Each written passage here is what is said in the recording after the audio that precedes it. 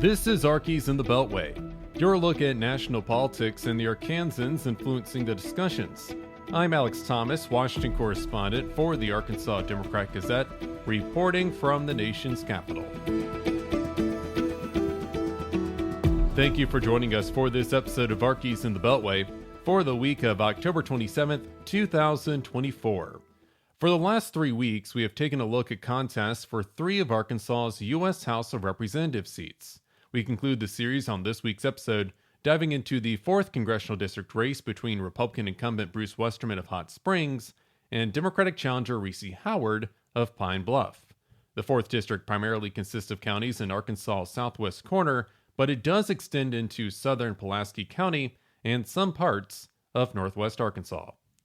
Westerman is seeking his 6th term on Capitol Hill, extending a congressional career that began in January 2015. Speaking to the Democrat-Gazette in September, he acknowledged it takes time to be in a position to have an impact. Nothing happens in Washington, D.C. just overnight. It might look like that sometimes, but there's always tons of work and effort that goes behind pretty much everything that happens. Westerman has emerged in recent years as a leading figure within the House Republican Conference, thanks in large part to his leadership on the House Natural Resources Committee. Everything that I get to work on the committee also has a direct impact to Arkansas and the 4th District. Howard, who has a background as an attorney, considers the possibility of serving in Congress as a continuation of her family's dedication to public service. Her father was U.S. District Judge George Howard, and her mother worked in the Treasury Department. I'm the product of public servants.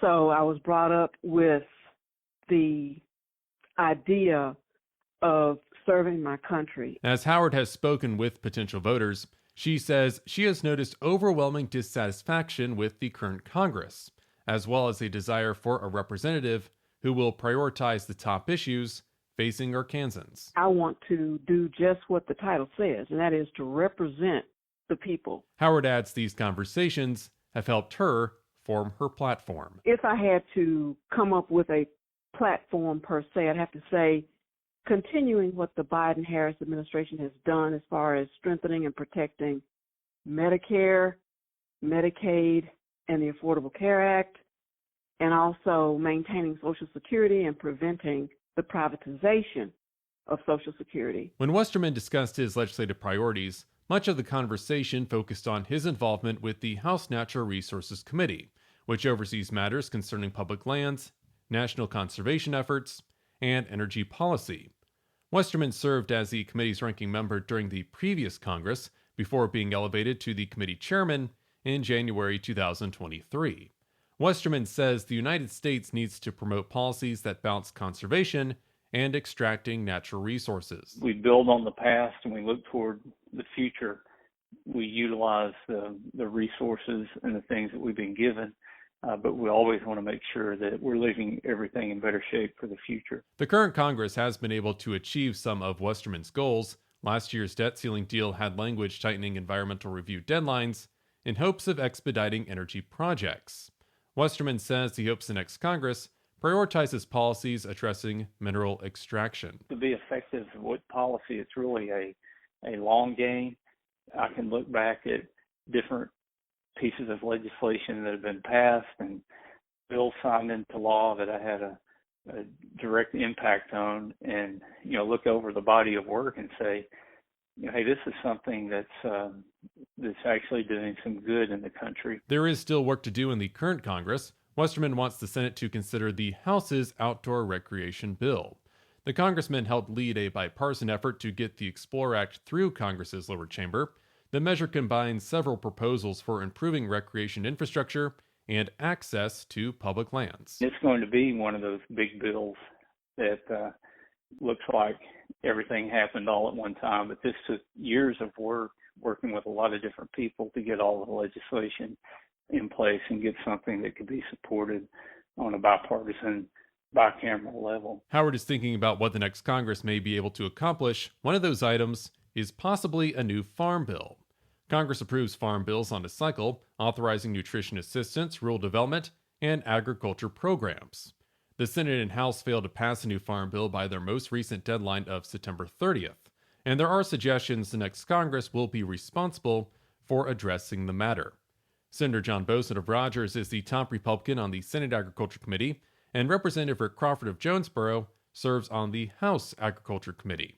Howard says Congress needs to do more than extend the current law, which has been in place since December 2018. As long as there is no agreement, the farmers, especially in Arkansas, are going to suffer, and farmers everywhere. With Arkansas being an agricultural state, I think that's vitally important because right now they can't make plans as far as harvesting and planting is concerned. So I think that should be number one on the list. It's unclear how Washington will look next year. Vice President Kamala Harris and former President Donald Trump remain in a tight race. Senate Republicans are eyeing control of Congress's upper chamber, with House Democrats in a position to possibly flip the lower chamber.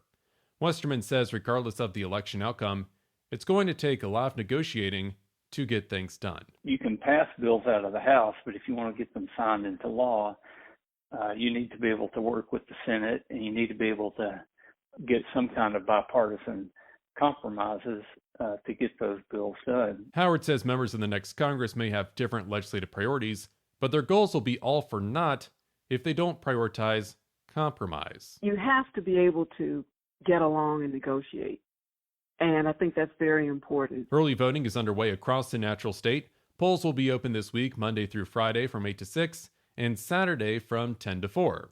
The final day of the early voting period is next Monday, November 4th, when polls will be open between 8 and 5. Election day voting sites will be open from 7:30 a.m. to 7:30 p.m. And that'll do it for this edition of Arkies in the Beltway for the week of October 27th, 2024. You can stay up to date with all news involving Arkansas at arkansasonline.com. You can get in touch with me on social media. My handle is at Alex House Thomas. Special thanks, as always, to the team down in Little Rock.